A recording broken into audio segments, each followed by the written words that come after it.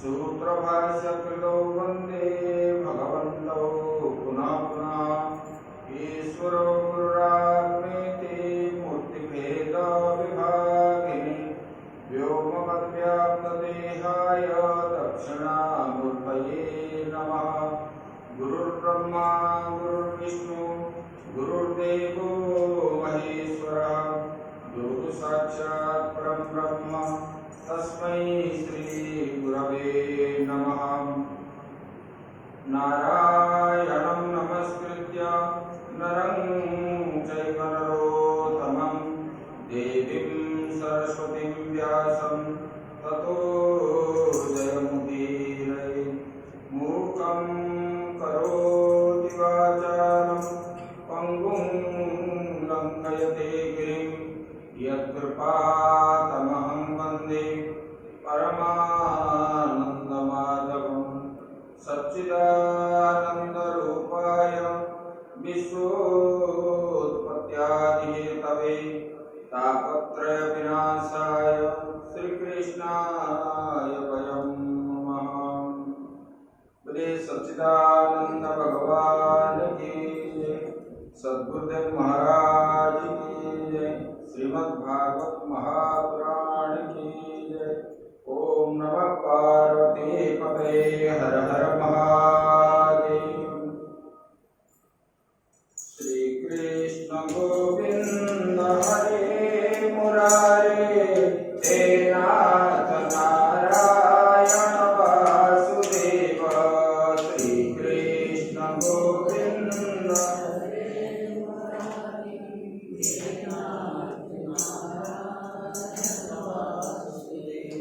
हे नाथ नारायण वासुदेव। हे नाथ नारायण वासुदेव। हे नाथ नारायण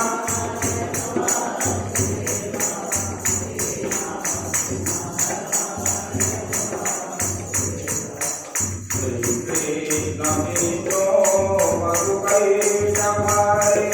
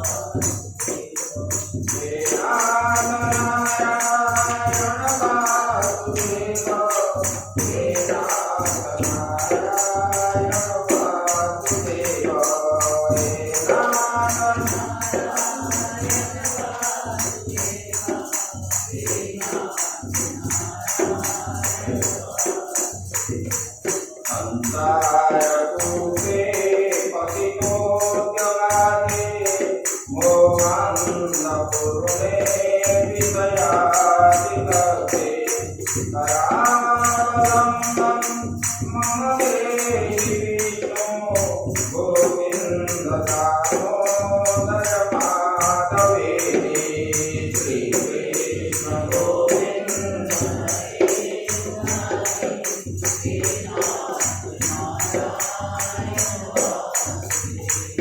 हे नाथ नारायण वासुदेव हे नाथ नारायण वासुदेव हे नाथ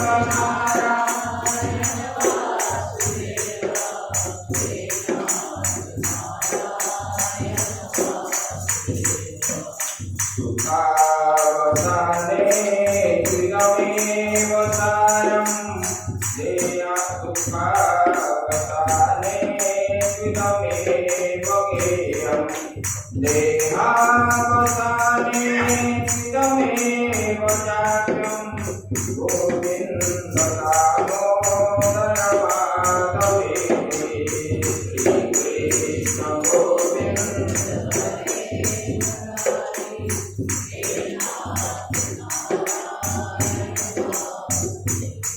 हे नाथ नारायण वासुदेव हे नाथ नारायण वासुदेव हे नाथ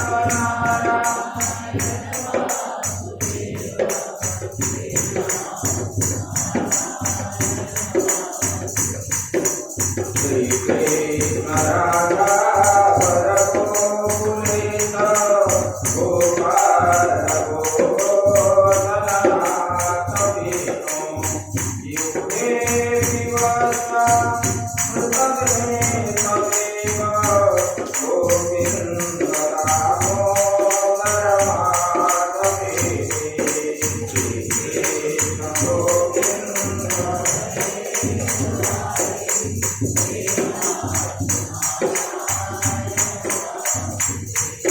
हे नाथ नारायण वासुदेव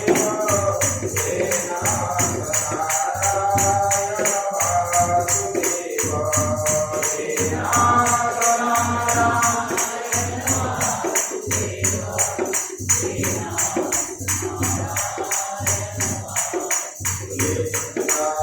भगवान की सद्गुरुदेव महाराज की जय।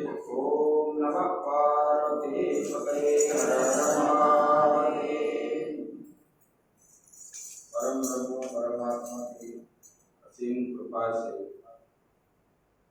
हम लोग श्रीमद् भागवत के सत्संग श्रवण कर रहे हैं। कल तक जो है गजराज की बात हुई थी। पशु होने पर भी अंतिम समय में भगवान का स्मरण किया, भगवान को स्तुति किया, तो भगवान उनको जो है मुक्ति दिला दी। भगवान ने अपने बात को सिद्ध करते हैं। अंत काले च मामेव, गीता में भगवान ने बताया अंत काले च मामेव स्मरण मुक्त्वा कलेगा। तो ये जो है, जो मेरे नाम को मुझे दर्शन करता है अंतिम समय में, वो मुझे ही प्राप्त होता है, इसको सिद्ध करते हैं। इधर रामायण में बताया, मतलब जो नहीं बुलाते, मतलब कोशिश करने पर भी अंतिम समय में जो देहाध्यास रहता है, देहाध्यास रहता है ना, और विषयासक्त प्राणी, विषय में मन चला जाता है। जन्म जन्म मुनि जतन कराई अंतराम कही आवत ना। जन्म जन्म कितने जन्मों का जाप करने पर भी अंतिम समय में सबका मन उसी में नहीं आता है। इसलिए नहीं आता है, ना विषयाकार वृत्ति जिसका बन गया वो विषय अंतिम समय में वो सोचता रहता है, अरे मैंने ये घर बनाया, ये पुत्र है, ये पुत्री है, ये बहू है, ये पोता है, पोती है, धन संपत्ति है, ये सब चिंतन करते, विषयों का चिंतन है। तब जो है भगवान का एक साथ मन में दो क्रिया नहीं होती। भगवान को बुलाएंगे तो विषय नहीं आएगा, अगर विषय का चिंतन करेंगे भगवान का चिंतन नहीं होगा। एक साथ दो क्रियाएं मन के अंदर नहीं होता। तो ये अभ्यास और दूसरा जो है प्रारब्ध है। इसलिए बोलते हैं हर समय भगवान का नाम लेने पर ही अंतिम समय में याद आएगा। तो ये पशु पक्षी आदि इसमें आया ना, बोले कि देखो भगवान का सत्संग करके, उपासना करके तो राक्षसों ने भी मुक्ति मिल गई, राक्षसों को, और पक्षी, पशु, हिरण और गजराज, और जो है शूद्र, ये सब बताए, और स्त्रियां भी, गोपियों ने और मथुरा के पंडितों के स्त्रियां, ये सब भगवान को प्राप्त किए, ये सब बताए। लेकिन देखो भगवान का भजन जो करता है उनका व्यर्थ नहीं जाता। ये दृष्टांत पूरे भागवत में हर स्कंद में मिलेगा।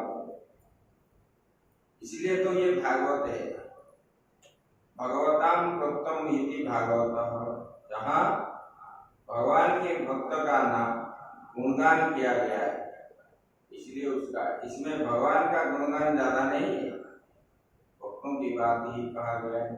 भक्त जो है भगवान को कैसे प्राप्त होते, ये साधन ग्रंथ है, इसके द्वारा इसको सुन करके लोग जो है भगवान को कैसे प्राप्त होते, ये तक हम श्रवण किए। तो परीक्षित महाराज जी ने पूछे, बोले कि भगवान आपने बताइए, वो छठे मनु तक तो बता दिए कल हम, और बताइए कि भगवान ने क्षीरसागर मंथन कैसे किया था।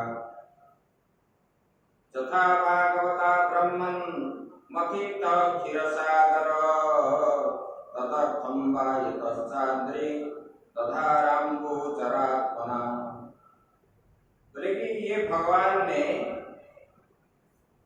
कैसे क्षीरसागर का मंथन कैसे किया था, और उन्होंने कच्छप रूप कैसे धारण किया था, और उनके पीठ के ऊपर मंदराचल पर्वत कैसे रखे थे, ये सब, और देवताओं को कैसे अमृत मिला, जथामृतम सुरैः प्राप्तम।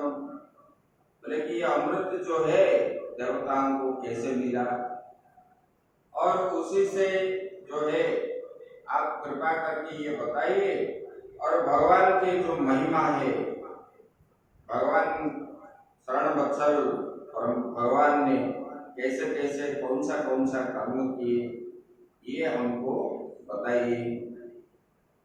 देखो यो निराहार से आजकल व्रत करते हो तो फलाहार भी करते, इधर उधर खाते, मेनू बनाते, लेकिन परीक्षित महाराज ने कुछ नहीं खाए 7 दिन, तब जो है भागवत का फल मिलता है। ना श्रोता ना भक्ता, नहीं खाते, व्रत में रहते, उसी बीच में सेविंग भी नहीं होती, नाखून भी नहीं काटते, और घर में संकल्प करके भागवत कराते, ये सब नियम है। आजकल तो परीक्षित बैठते ही नहीं, काम आया फोन आया तो चले जाते ऐसे ही। तब सुखदेव जी बता रहे हैं, यदा युद्धे सुरेर्देवा बाध्यमान सितायुधै गता सवो निपतिता नोतिष्ठिरन् स्म भूयस। बोले कि हे परीक्षित, बोले कि जिस समय ये बात है, बोले कि असुरों के द्वारा ये राक्षसों ने पराजित हो गए। बोले कि तदा युद्धे सुरे देवा बाध्यमाना सीतायुधै। तीक्ष्ण अस्त्र शस्त्र लेकर के देवताओं को आक्रमण किए राक्षसों ने, तो उसी में परास्त हो गए। पराजित होकर के बोले कि ये जो है बहुत देवताओं को प्राण भी गया और रणभूमि में गिर कर पड़े, उठ न पाए। बोले कि ऐसा कैसे हुआ? बोले कि दुर्वासा के श्राप से। ये विष्णु पुराण में आया है। दुर्वासा जी एक बार वैकुंठ लोक गए थे। वैकुंठ लोक से आ रहे थे और उनको भगवान ने एक फूल माला दिए थे, वैजयंती का फूल। जब दिए थे, क्योंकि भगवान जो है महात्मा प्रेमी है, जो अपने धर्म में रहता, भजन ध्यान ठीक करता है, वो सारा संसार उनका पूजन करते हैं, ऐसा नहीं। तो भगवान ने दुर्वासा जी को फूल माला दी और आते समय इंद्र ने क्या किया? इंद्र को रास्ते में देखे दुर्वासा जी और ऐरावत हस्ती के ऊपर जा रहा था इंद्र। जब इंद्र को देखे रास्ते में, इंद्र ने दुर्वासा जी को प्रणाम किया और दुर्वासा जी सोचे ये फूल जो है पारिजात का फूल, ये मुझे अच्छा नहीं लगता महात्माओं के लिए। महात्माओं को जुलूस निकालना मना है, शास्त्र में बताया जुलूस निकल के उधर जाने से गर्व अहंकार आएगा। इसलिए जो साधन करने वाले महात्मा इसमें नहीं जाते, ज्यादा भीड़ में नहीं रहते। मेरा ही जय जयकार हो, लोग जय जय करते हैं ना, इसी में। लेकिन ऐसे जुलूस में महात्मा को नहीं जाना चाहिए, सुंदर वस्त्र नहीं पहनना चाहिए, अपने को साज सज्जा नहीं करना चाहिए। और दुर्वासा जी तो विरक्त महात्मा थे, इसलिए उन्होंने वो पारिजात माला को निकाल करके बोले कि ये स्वर्ग का राजा है, ये पहनने से इनको शोभा देगा। तब उन्होंने जब इंद्र को दिए और इंद्र ने वो माला क्या किया, अपने ऐरावत हस्ती के ऊपर डाल दिया उनके सामने।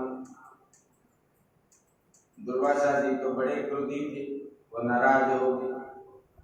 भगवान का दिया हुआ माला मैंने उनको आशीर्वाद रूप में दिया और इन्होंने हाथी को पहना दी।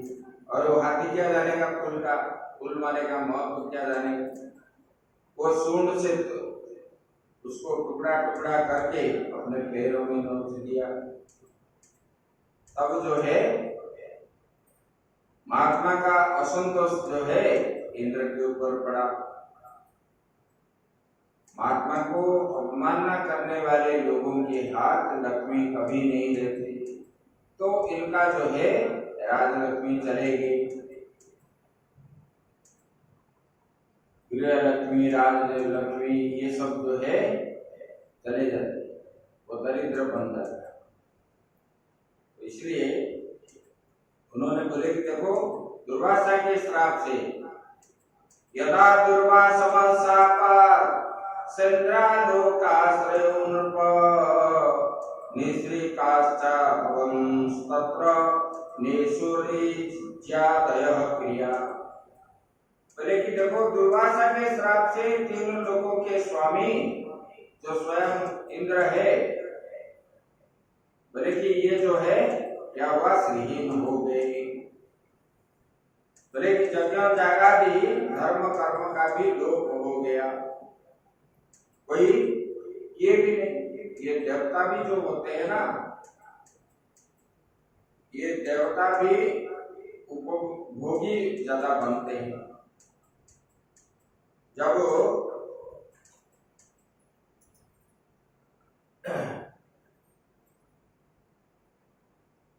एक बार नारद जी उनको बताए, बोले कि देखो राक्षस लोग क्यों आपको हराते, आप तो देवता है। बोले कि उन्होंने तपस्या करके ब्रह्मा जी को तुष्ट कर लेते हैं और उसी बल से वो आपको हराते हैं।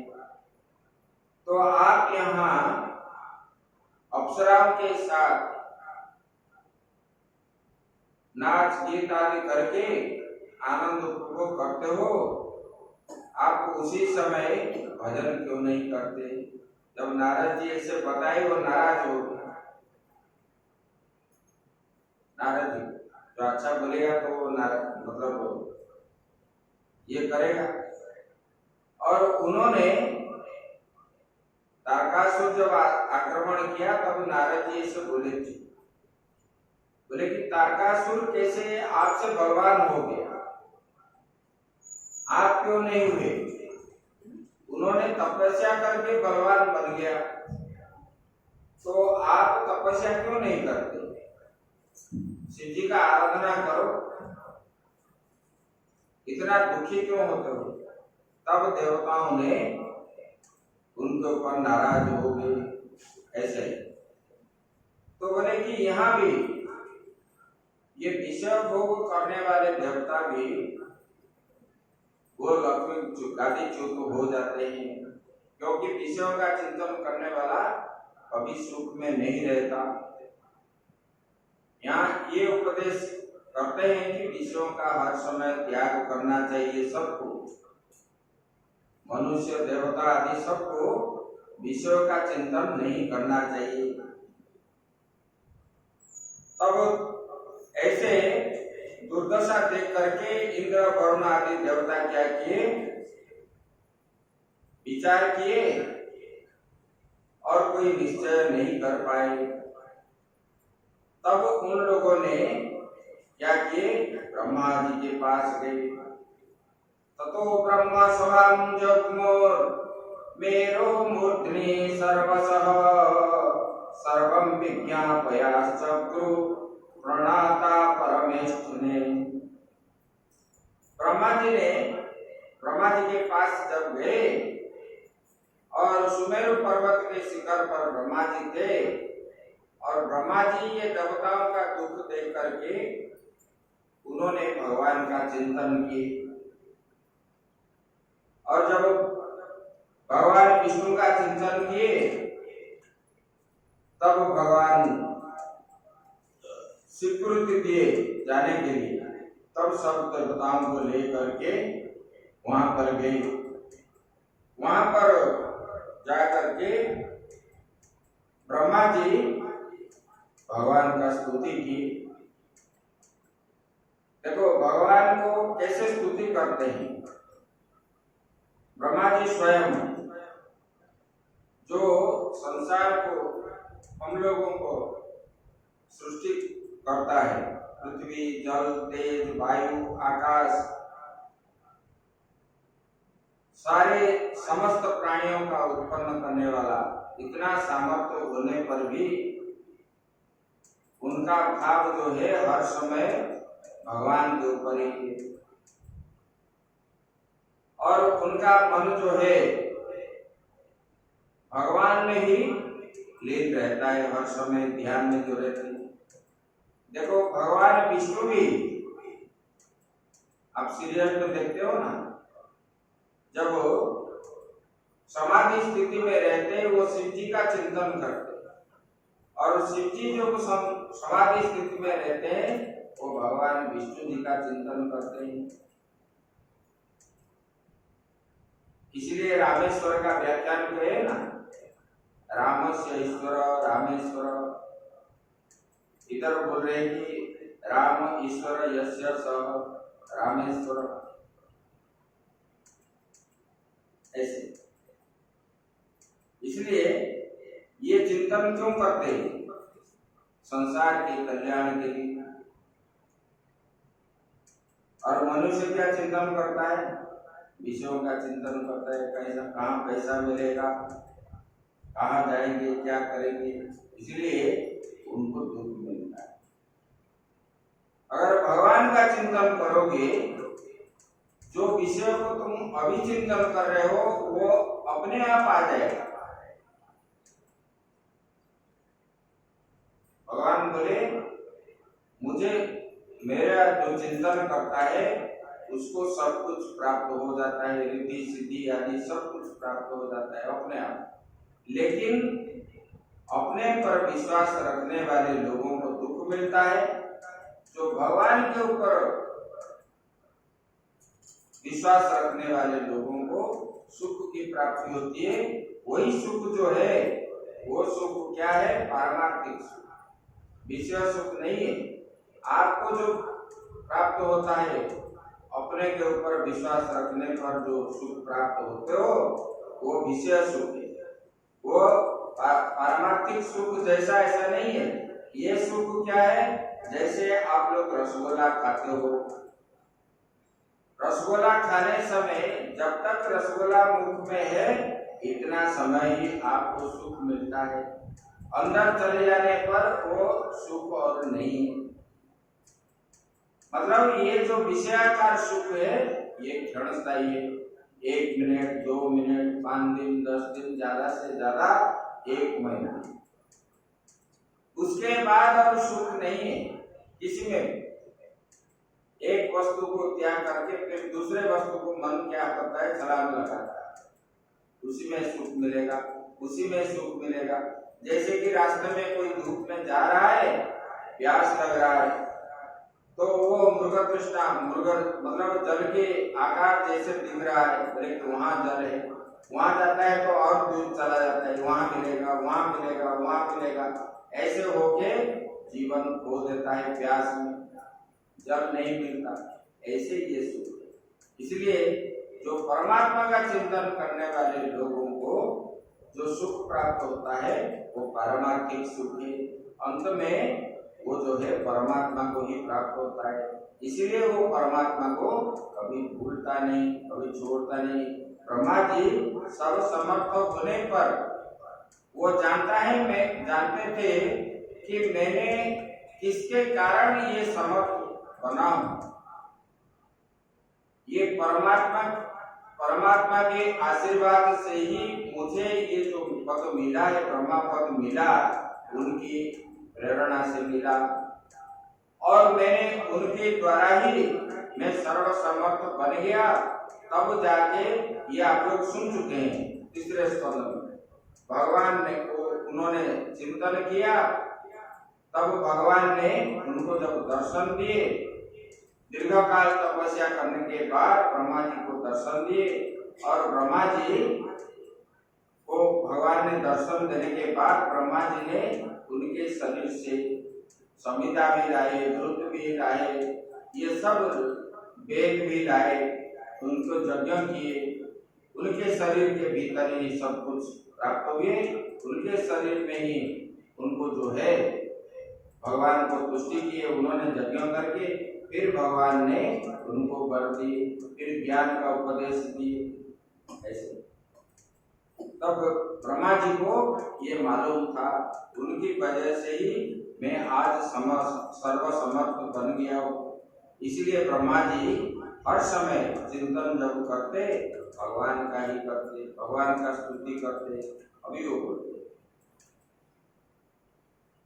आगे सुनोगे 10वां स्कंद, भगवान जब गर्भ में रहेंगे ब्रह्मा जी किस प्रकार स्तुति करेंगे। अभिक्रियम सत्यम अनंतमाद्यम गुह स्वयं निष्कलपत् मकृतक्रियम मनोग्रयानम वचसा निरुक्तम नाम महे देव पर वरेण्यम। बोले कि ये भगवान अविक्रियम, आप कैसा है, आप में कोई क्रिया नहीं है, अविक्रिय है, मतलब आप जो है निर्विकार है, आप में कोई विकार नहीं। और क्या है, बोले कि सत्य है। और क्या है, बोले कि अनंतम, अनंत है, आपको कोई माप नहीं सकता। जैसे हम यहाँ माप लेते हैं, ये 5 मीटर है, ये 10 मीटर है, ये 100 मीटर है, ये 1000 मीटर है, ऐसे ये पृथ्वी का क्षेत्रफल हम नाप करके बता सकते हैं। लेकिन भगवान इतने मीटर का है ये हम बता नहीं पाएंगे, कि इतने ओजन के हैं ये भी कोई भी बता नहीं पाएगा। बोले कि भगवान आप अनंत है। और क्या है, बोले कि आद्यम, बोले कि आदि में भी आप है। और गुहाशयम, सब प्राणियों के अंदर हृदय में निवास करने वाले आत्मा के रूप में भगवान आप ही है। बोले कि देखो, बोले कि ये जो है अखंड, आप क्या है, बोले कि अखंड है और अतर्क्य है, कोई तर्क के द्वारा आपको जान नहीं सकता, आपके बारे में कोई तर्क नहीं कर सकता है, आप अतर्क्य है, ऐसे बताए। बोले मनोग्रयानम, बोले कि देखो मन जहां जहां जाता है वहां वहां आप पहले ही विद्यमान रहते हैं।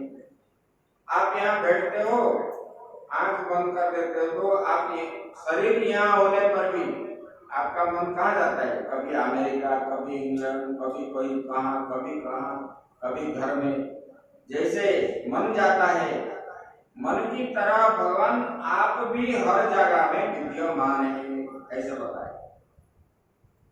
बोले कि देखो आपके वाणी के द्वारा आपको कोई निरूपण नहीं कर पाता। बोले कि वर्णन करेंगे आपको तो आपको कोई वर्णन कर नहीं पाएगा, ऐसे ऐसे। और आप क्या है, देव के वर्ण है, देवताओं के द्वारा आप पूजित है भगवान, ऐसे बताया। विपश्चितम प्राण मनोधियात्मना मर्थेन्द्रियाभास मनीन्द्रमभ्रणम छाया तपो यत्र न विद्ध प्रक्षु तमक्षरम खम त्रिलोकम व्रजामहे। बोले कि भगवान,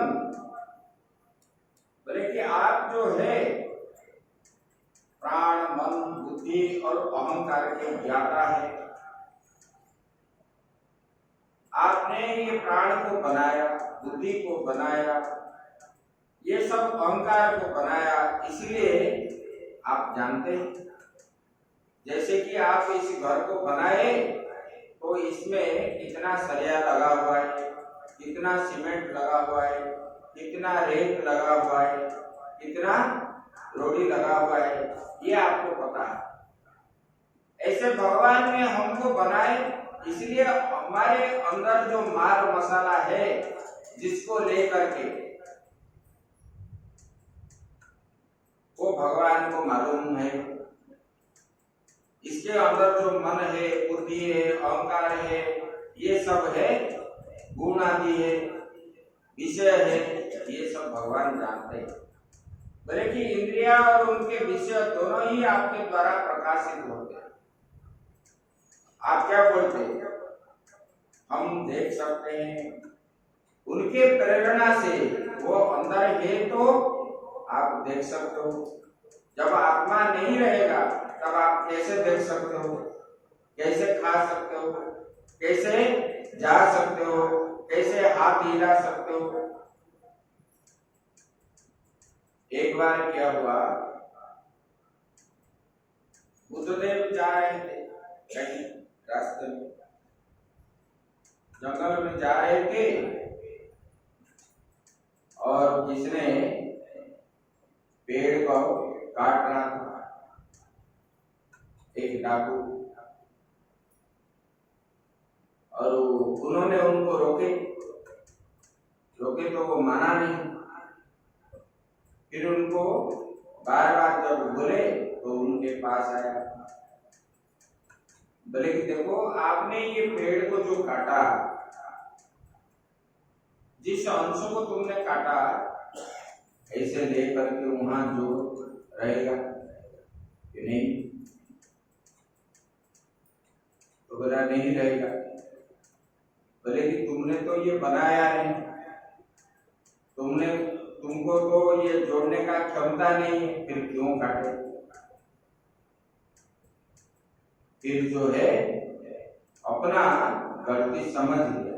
हम जो करते हैं हम कभी सोचते नहीं ये हम तो बनाए नहीं, और हमारा करने का क्षमता भी नहीं है। हम क्या करते हैं, अपने अहंकार में आकर के बोलते हमने बना दिया। ये घर भी जो बनाए आपने, ये घर के आप क्या बोलते, मैंने ये घर बना दिया। तो ये घर आप कैसे बनाए? ये मिट्टी, पत्थर, सीमेंट, ये इसका जो मूल देखोगे बनाने वाला वही परमात्मा है। सीमेंट भी पत्थर से बना है, और पत्थर को तो हमने नहीं बनाया, सीमेंट को हम बनाया। हम जो खा पी रहे हैं,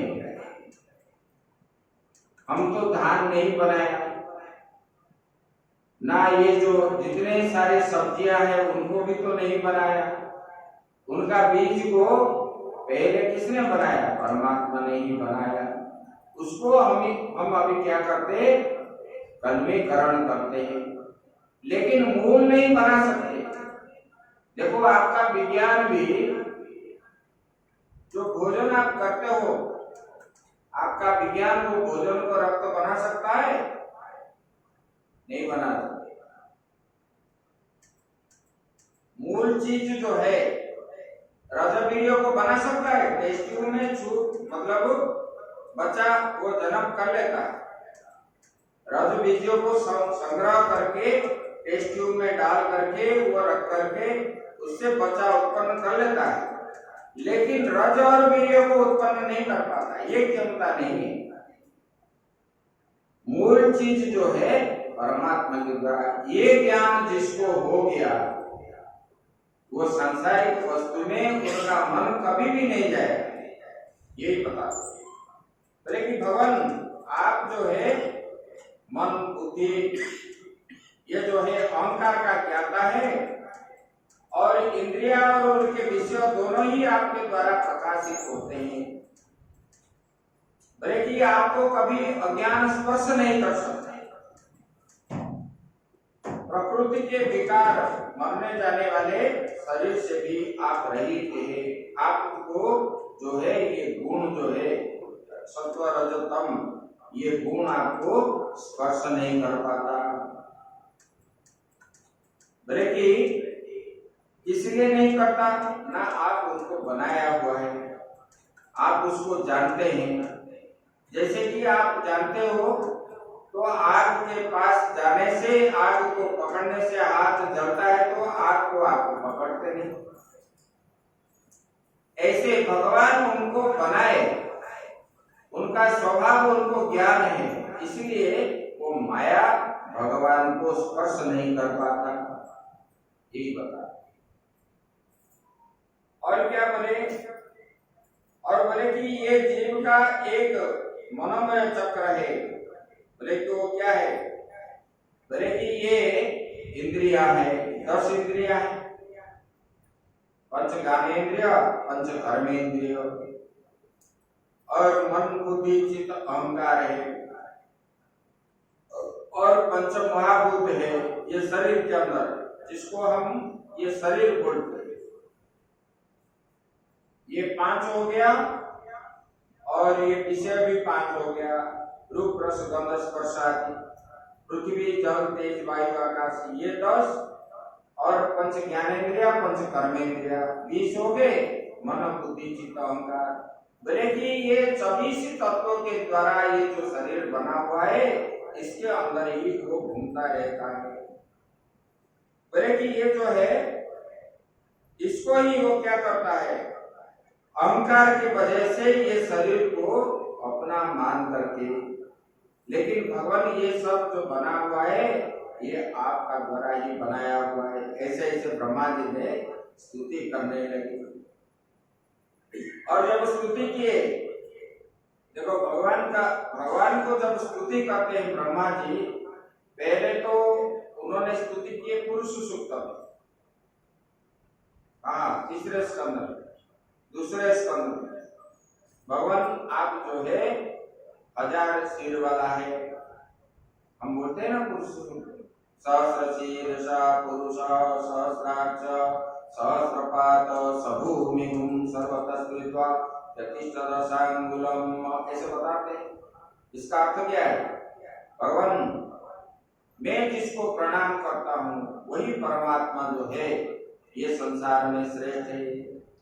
बोले कि उनका जो है भगवान आपका जो है 1000 सिर वाला है, 1000 हाथ वाला है, 1000 आंख वाला है, 1000 कान वाला है, 1000 पांव वाला है। ऐसे परमात्मा को मैं प्रणाम करता हूँ। बोले कि भगवान आपसे ही ये चराचर जगत उत्पन्न हुआ है। चंद्रमा मनसो जात चक्यो सूर्यो अजायत, बोले कि भगवान आपके मन से ही चंद्रमा उत्पन्न हुआ है, सूर्य उत्पन्न हुए। ऐसे आपसे ही ये पृथ्वी जल तेज वायु आकाश और सब देवता आदि उत्पन्न हुए।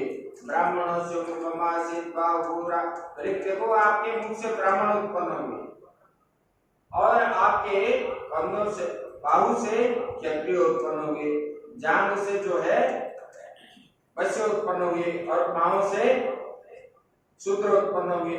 ऐसे आपसे ही ये सब है। आपका जय हो, आपका जय हो। ऐसे भगवान ने तस्य जोनिम परिपश्यन्ति धीरा तस्मिन् तस्तुर्भुवनानि विश्व, बोले कि भगवान आप जो है ये चराचर जगत का जोनी है। सब जो है जितने सारे जीव 84 लाख प्रकार के जीव जो है आपसे ही उत्पन्न हुए हैं। भगवान ने 10वें स्कंद में 10वें अध्याय में बता दिए गीता में, मया दक्षेण प्रकृति सूयते सचराचरम। बोले कि देखो अर्जुन को बता रहे हैं मेरे अध्यक्षता से, मेरे से ही ये चराचर जगत उत्पन्न हुआ है। इसलिए स्तुति जब करना है, उनका गुणगान जब करते हैं, तब भगवान हमसे प्रीत होते हैं। ब्रह्मा जी के ऊपर प्रीति किस लिए हुई? आपको कोई जाकर कुछ मांगने के लिए जाएगा, गाली देगा तो आप उनको दोगे? आपको क्या होगा? आप अच्छे हैं, आपके परिवार वाले अच्छे हैं, आप इतना दानी हो। जब आपको ऐसे बोलेगा तो आप 5 रुपया की जगह क्या करोगे? 50 रुपया दोगे। अरे ये व्यक्ति बहुत बढ़िया है, जय जयकार करता है ना। ऐसे भगवान को ब्रह्मा जी ने, भगवान आप इसी प्रकार हो और आप ये संसार का उत्पत्ति स्थिति प्रलय का कारण है। और ब्रह्मा जी ने उनको स्तुति किए, तब भगवान ने उनके ऊपर प्रीत हो गए और दर्शन भी दिए। यहाँ भी ऐसे बोले कि भगवान आप ये 10 इंद्रिया, मन, 5 असुर, ये सब जो है आपके द्वारा ही हुए हैं। इसलिए भगवान आप जो है हमारे ऊपर प्रसन्न हो। तब भगवान ने बोले कि देखो देवताओं को बोलने लगे, बोले कि अभी देखो समय जो है कभी सुख देता है, कभी दुख देता है। एक जैसा हर समय सबका नहीं रहता है, देवताओं का भी, मनुष्य का भी, सबका। कुछ समय सुख मिला तो ज्यादा समय दुख मिलता है। बोले कि इनको सहन करना पड़ेगा। बोले कि अभी राक्षसों का क्या है? अभी अनुकूल समय है, इसलिए आपको जो है अभी आप लोगों का दुख का समय है, इसलिए आपको राज लक्ष्मी आदि आपसे छीन गए। और उनको जो है सुख की प्राप्ति का समय है, इसलिए हे देवताओं आप घबराओ मत। तो बोले कि एक काम करो, मैं तो राक्षसों को अभी नहीं मानूंगा, आप राक्षस के पास जाओ, बोले कि एक संधि बना लो राक्षस और जो है देवताओं के बीच में। तो संधि बनाने के लिए भगवान ने सलाह दी, बोले कि तब जो है समाधान हो सकता है। तो आप झगड़ा करने से कुछ फायदा नहीं है, दोनों पक्ष के क्षय हो। युद्ध जब होता है दोनों पक्ष का क्षति होता है, इसलिए वहां जा करके संधि कर लो, मना लो। तब जो है देवताओं ने भगवान की बात मान करके वहां पर गए समुद्र मंथन की बात बताने के। और जब गए उस समय राक्षसों के राजा था बलि। बलि तो दयावान था। शुक्राचार्य भी वहीं पर थे। शुक्राचार्य ने देवताओं को देख करके नाराज हो गए। बलि ने बोला ऐसा नहीं है, शत्रु होने पर भी जो द्वार पर आए हैं वो हमारा अतिथि है। अतिथि को जब द्वार में आए हैं उसी को स्वागत करना चाहिए। तब देवताओं को बलि ने जब स्वागत किया तब शुक्राचार्य नाराज भी हुए। तब बलि उनको आसन दिए, अर्घ्य पहले दिए, क्योंकि देखो अतिथि जब आते हैं, अतिथि भगवान होता है, भगवान का रूप स्वरूप में ही अतिथि आते हैं। अतिथि को देख करके बैठ के नहीं रहना चाहिए, खड़े हो जाना चाहिए और उनको दूर से देख करके उनके पास जा करके उनको स्वागत करके लाना चाहिए।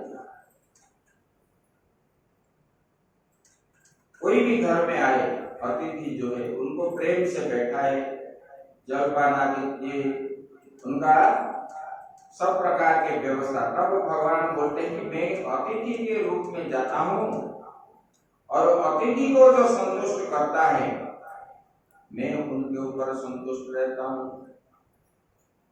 तो बलि ने देवताओं को इस प्रकार व्यवहार करके उनको आसन में बिठाया और बिठा करके उनको जो है पूजन आदि करने लगे।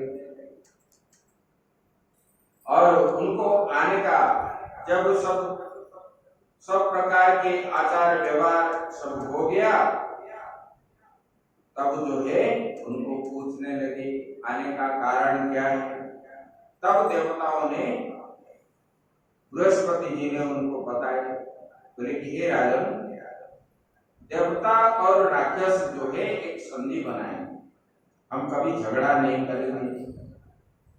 बोले कि ये राक्षस और देवता जो है एक पिता से ही उत्पन्न हुए, कश्यप ऋषि से, तो हम लोग परस्पर जो है भाई भाई, इसलिए ये हम जो युद्ध आदि करते ये शोभा नहीं देता। तो राक्षसों ने बोले क्या करना है बोलो। राजा बलि ने बोले कि हम समुद्र मंथन करेंगे। जब समुद्र मंथन करेंगे उसी से समुद्र के अंदर जो है बहुत रत्न आदि है उससे निकलेगा और अमृत भी निकलेगा और जो भी निकलेगा हम आपस में बांट के लेंगे। बोले बराबर बांट करके लेंगे। जब इस प्रकार शर्त रहा तब राक्षसों ने हाँ कर। तो आपस में शुक्राचार्य और बृहस्पति जी मिल गए। गुरु मिल जाने के बाद शिष्य तो अपने आप ही मिले। तो ऐसे जब बात बनी तब जो है राक्षस और देवता बोले कि ये समुद्र तो मंथन करेंगे और इसी से मंथेंगे। तो बोले कि मंदराचल पर्वत को भगवान ने सलाह दी। ब्रह्मा जी जब चिंतन किए तब मंदराचल पर्वत को, तब देवता और राक्षस मिलकर के उनको उखाड़े। जब उखाड़े तो और उखाड़ नहीं पाए। तब भगवान ने देवता और राक्षसों को शक्ति प्रदान की सूक्ष्म रूप से। तब उनके अंदर बल आया। तब मंदराचल पर्वत को उठा करके समुद्र के अंदर लाए। और रस्सी किसको बनाए? तब जो है नागमाता वासुकी को बोले तो आप मंथन की रस्सी बन जाओ। तब नागमाता वासुकी रस्सी बन गया। लेकिन जैसे मंदराचल पर्वत को देवता और राक्षस लाए समुद्र के अंदर रखे तो वो डूब गई। और डूब गई तो वो उठा नहीं पाए। जब वो उठा नहीं पाए बहुत कोशिश करने पर भी, तब भगवान ने अपने आप ही कच्छप अवतार धारण किए। बोले कच्छप भगवान की। और पर्वत के नीचे भगवान जो है वही मंदराचल पर्वत को धारण किए। कच्छप अवतार होकर के उन्होंने उनको उठाए, पकड़ करके रखे।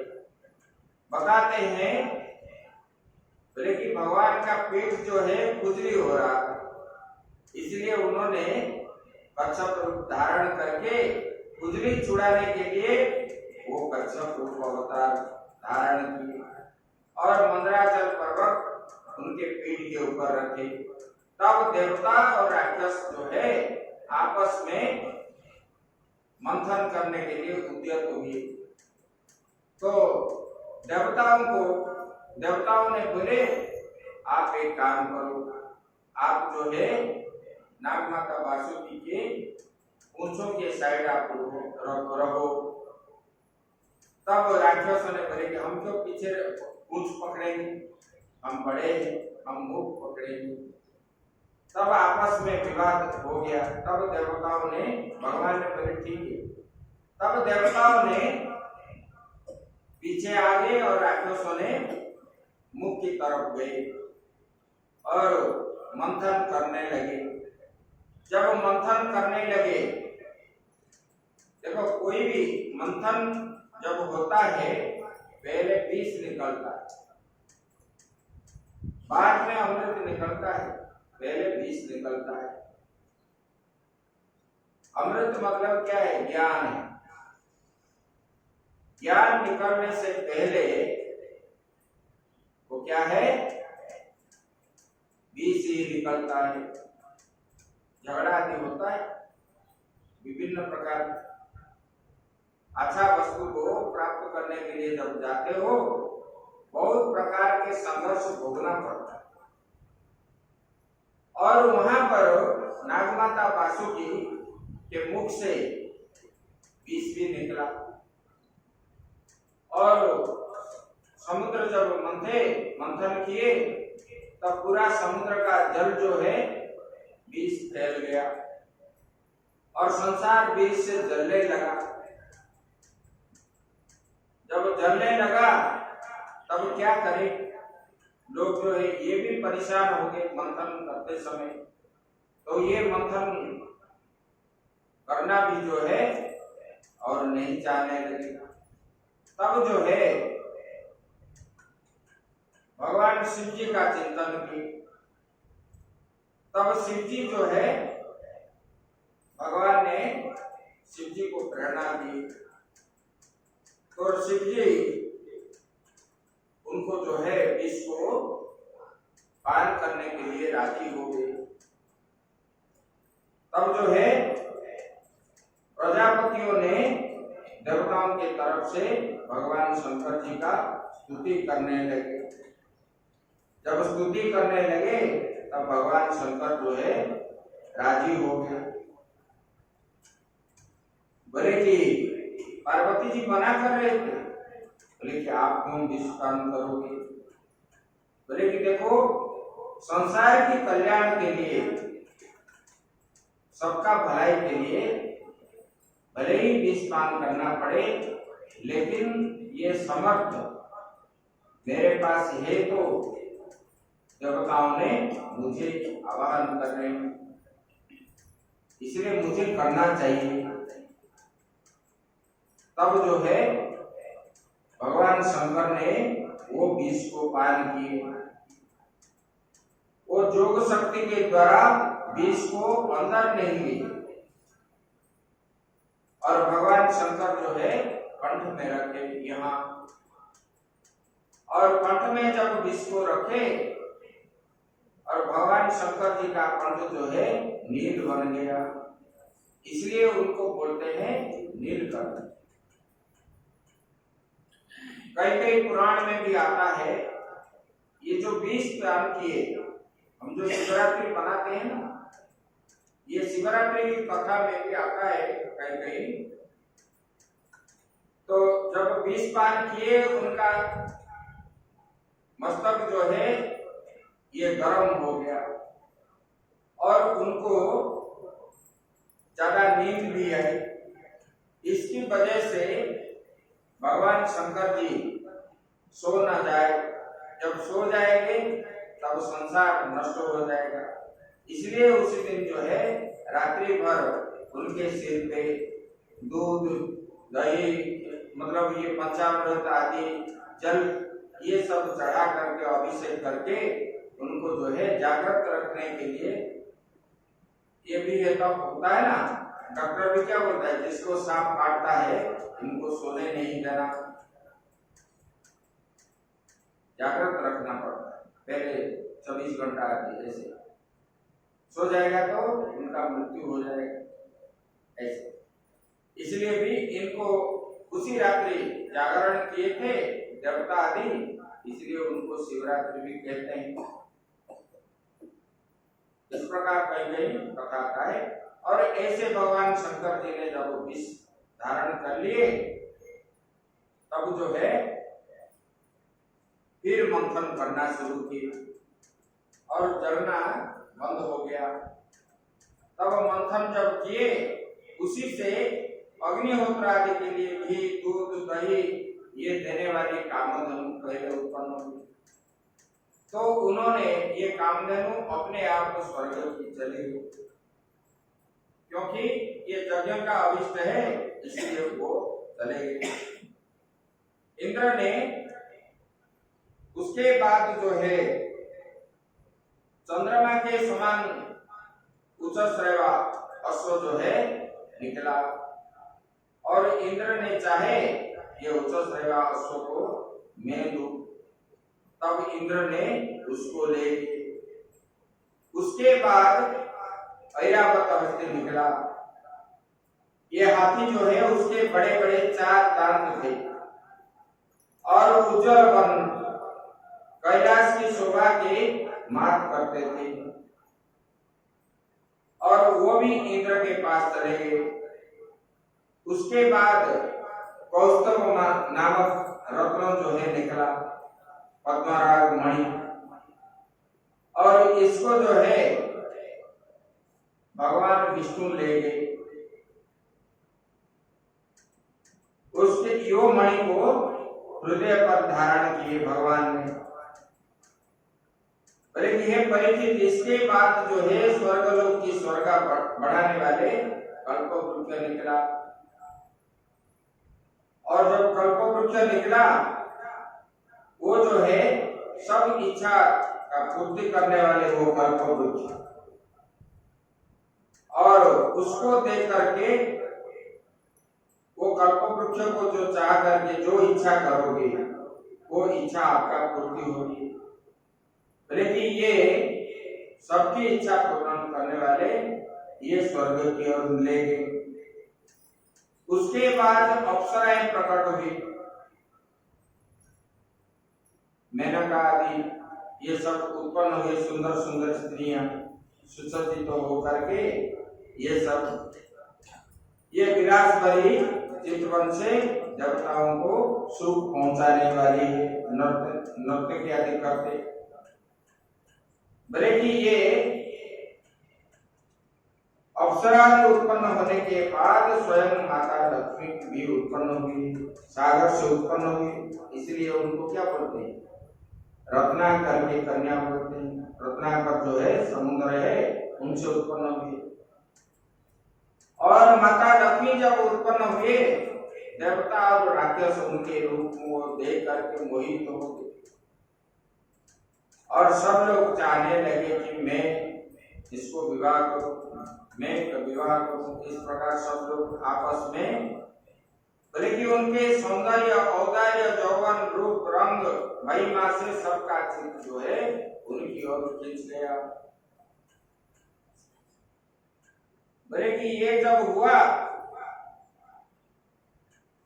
तब उन्होंने, माता लक्ष्मी ने देखे सबको और उन्होंने सबको बोले, मैं स्वयं आप लोगों का मनोभाव में जानता हूं, आप लोग सब खड़े हो जाओ और मैं जिसको पसंद करूंगी उनको मैं पति के रूप में वर्ण करूंगी।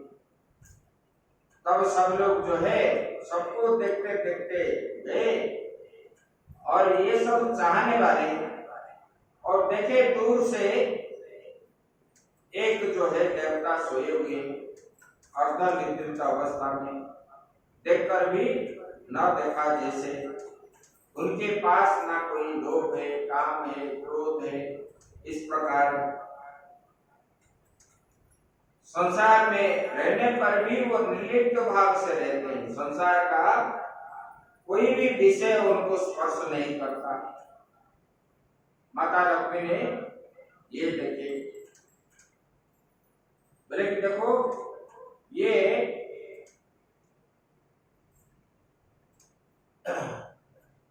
तब जब देखे इस प्रकार पुरुष, तब उन्होंने धीरे धीरे वहां तक गए और जा करके उनको वरमाला दे दी।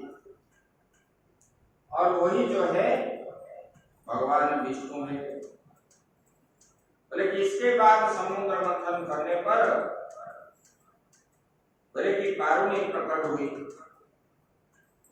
बारुणी मतलब मदिरा। उसको राक्षस लोग ले गए, उसको पान करने लगे। उसके बाद आयुर्वेदिक जो है प्रवर्तक धनवंतरी ने पीले वस्त्र पहन करके, दिव्य सुंदर मूर्ति धारण करके उन्होंने एक कलश ले करके निकले।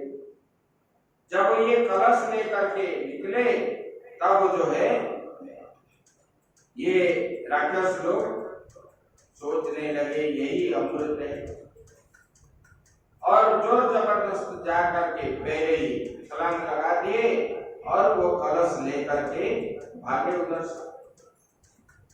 और वो जो लेते समय उसी कलश से कुछ गिरा हरिद्वार में, कुछ प्रयाग में, कुछ उज्जैन में, कुछ जो है कहाँ नासिक में। तब जो है वहां कुंभ मेला हो। तब ये जो राक्षस लेकर के चले गए, तब ये राक्षस के हाथ, मूर्ख के हाथ अगर शालिग्राम आए तो शालिग्राम का महत्व तो उसको क्या पता है। तब देवता भी उनके साथ नहीं दे पाए और वो जोर से भागने लगे। तब भगवान का चिंतन किए ब्रह्मा जी। तब भगवान देख रहे हैं कि ये लोग भाग रहे हैं। तब भगवान उनसे आगे जो है मोहिनी के रूप धारण करके, बोले मोहिनी भगवान के। तब मोहिनी के रूप धारण करके, दिव्य सुंदरी रूप धारण करके भगवान ने खड़े हो गए और खड़े होकर के रहे। और भगवान के जो ये मोहिनी रूप को देख करके ये राक्षस जो अमृत कलश लेकर के दौड़ रहे थे, इनके रूप में मोहित होकर के वो खड़े हो गए। क्योंकि भगवान ने ऐसे चमत्कारिता भी दिखाए। तो भगवान को सब पूछने लगे। उन्होंने, देवताओं ने ये राक्षसों ने पूछने लगे, आप कहां से आए हो देवी, आप कौन हो, क्या हो। तब भगवान ने उनको बोलने लगे बोले कि मैं जहाँ हूँ आप इतने बलवान है, आप जो है नामधारी है, मैं तो एक पुस्तली नारी हूँ, मैं आज इधर हूँ कल उधर जो है, और आप लोग हमारा बात तो नहीं मानोगे ना, ऐसा नहीं, हम जो है आपके बात मानेंगे। बोले कि मैं एक बात कहूँ सुनोगे? बोले ठीक है बताओ। बोले कि देखो आप जो है आपस में झगड़ा क्यों करते हो? तो आप बोलोगे तो हम नहीं करेंगे। बोले कि ठीक है।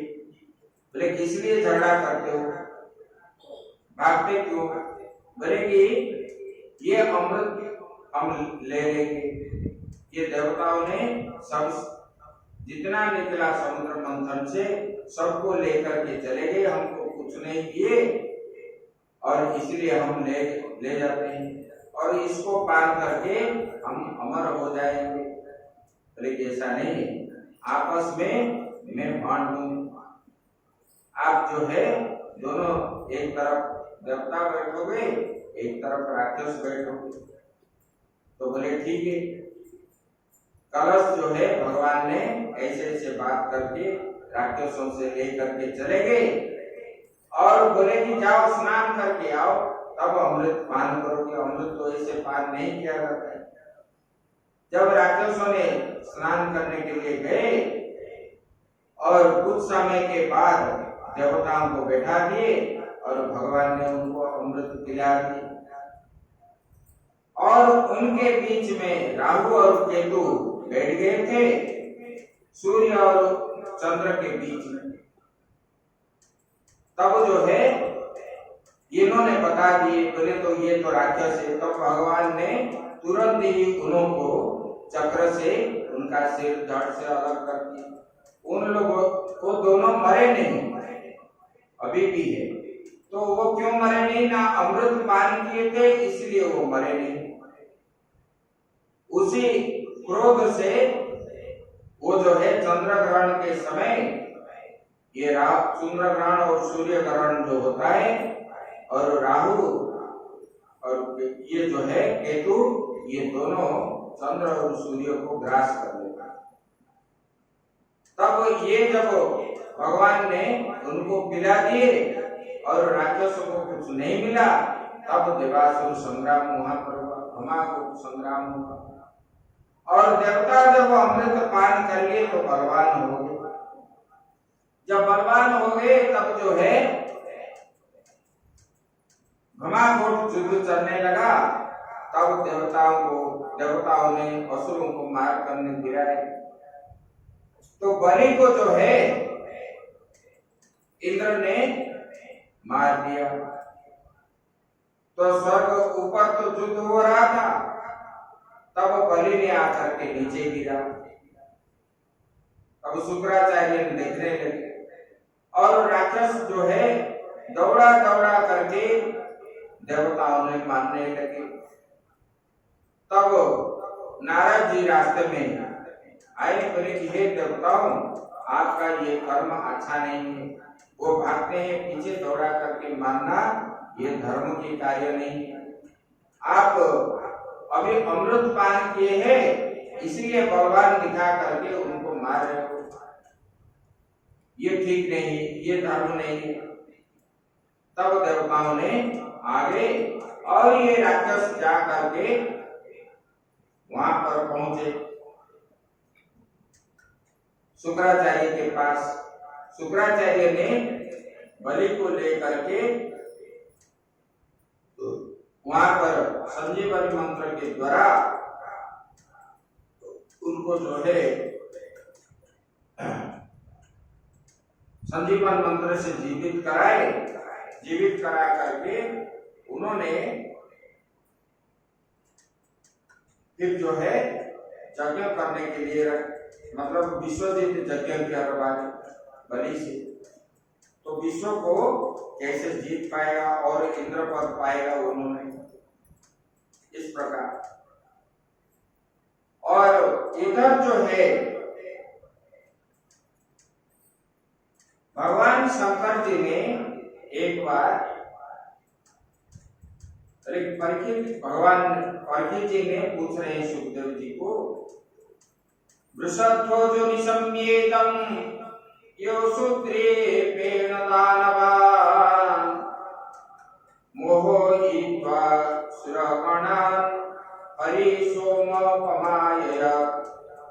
बोले कि हे भगवान, मैंने सुना कि ये शंकर ने,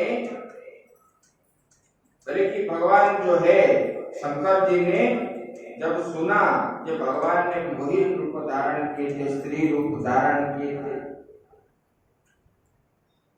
तो असुरों को मोहिनी रूप धारण करके अमृत कलश भगवान ने ले लिया असुरों से और देवताओं को पिलाए। बोले कि ये जो रूप भगवान ने धारण किए थे, मधुसूदन भगवान ने, और शिव जी वही रूप देखने के लिए भगवान को प्रार्थना की, तो इसके बाद मुझे बता दी। बोले कि इस प्रकार जब पूछने लगे तब जो है भगवान शंकर और गौरी जो है माता पार्वती, भगवान का स्वागत सत्कार किया एक दिन, और भगवान के सामने भगवान का सम्मान करके मुस्कुराते हुए बोलने लगे महादेव जी। बोले कि एक बार क्या हुआ, भगवान के पास ये मोहिनी रूप के बाद भगवान शंकर ने और माता पार्वती दोनों मिल करके गए और जा करके वहां भगवान को मुस्कुराते हुए बोलने लगे, भगवान आप जो राक्षसों के लिए आप जो धारण किए थे मोहिनी रूप, वो मैं देखना चाहता हूँ। तो बोले कि भगवान वो रूप मुझे थोड़ा दिखा दीजिए। बोले कि भगवान आप जो है आद्यंतावस्य यन्मध्य मिदमन्यदहं वहि यतो व्ययस्य नैतानि तत्सत्यं प्रमथित भवान्। बोले कि हे भगवान, बोले कि इस जगत का आदि भी आप है, अंत भी आप है, और बोले कि इन मध्यम भी आप है। बोले कि आप आदि भी है, अंत भी है और मध्य भी है, परंतु जो है आप आदि मध्य अंत से रहित भी है भगवान, और वास्तव में आप सत्य चिन्ह मात्र ब्रह्म ही है, ब्रह्म से अतिरिक्त कुछ नहीं। सबके अंदर आत्मा के रूप में रहते हो, निर्लिप्त होकर के रहते हो, फिर भी जो है आपको ये संसार बनाने वाला तो आप है, लेकिन संसार का ये विषय जो है आपको स्पर्श नहीं करता। बोले कि भगवान वास्तव में आप तो निर्लिप्त निराकार इस प्रकार का है, आपके पास जो है द्वैत अद्वैत कारण ये सब भाव कुछ भी नहीं रहता, और आप जब स्वीकार करते हैं तब जो है ये संसार बनता है, और ये संसार का बंधन मोक्ष आदि सब आपको जानते हैं भगवान। बोले कि आप ये जानते हैं। बोले कि आप गुणों को जब स्वीकार करते हैं तब ये लीला करते हैं। तब भगवान मेरा देखने को इच्छा है, आप जो है उसी के रूप का दर्शन मुझे करवाइए। भगवान ने बोले कि शंकर जी उसी समय अमृत का कलश दैत्यों के हाथ में चला गया था, इसलिए दैत्य जो अगर खा लेंगे तो संसार विनाश हो जाएगा, इसलिए मैंने उस रूप को धारण किया था और मैं उस रूप को आपको दिखाता हूं। तो भगवान ने माया कर दिए और वहां जो है सुंदर सुंदर बगीचा पहाड़ भी है, नदियां हैं, झरना बह रही है और दूर से एक सुंदर स्त्री खड़ी और वहां पर जैसे बसंत ऋतु में हवा चलती है, इसी प्रकार जब बहने लगा तब जो है उड़ा हुआ वस्त्र जो है वो कन्या से शरीर से निकल गया और उड़ने लगा। उसी कन्या को देख करके ये भगवान शंकर जी उनके पास जाने लगे और शंकर भगवान जैसे जैसे गए वो कन्या भी ऐसे ऐसे आगे आगे चली गई और सारा ब्रह्मांड घूम ली, लेकिन जो है उसी कन्या को पकड़ नहीं पाए। तब भगवान ने अपने रूप में आ गए और जो है बताते हैं उससे लिंग पुराण में आता है और कहीं कहीं भी आता है। वो कन्या को देख करके भगवान शंकर का ब्रह्म जो है स्खलित हो गया और जिस जिस स्थान में पड़ा वो स्थान में ज्योतिर्लिंग बन गया, ऐसे भी बताते। तब भगवान ने अपने स्वरूप को आगे और भगवान का माया जो है ऐसा है इसे बताया। इसलिए भगवान ने बोलते हैं ना, बोले कि मम माया दुरत्यया, मेरे माया को पार करना बड़ा कठिन है। बोले कि ये जो वैष्णवी माया है ये माया को पार करना कठिन है। तब भगवान ने ऐसे उनको शंकर जी को दिखाया और भगवान शंकर ने उनके पीछे पीछे दौड़ने लगे। ऐसे भगवान की कथा है और आगे की कथा जो है हम कल सुनाएंगे। ओम पूर्णमद पूर्णमिदं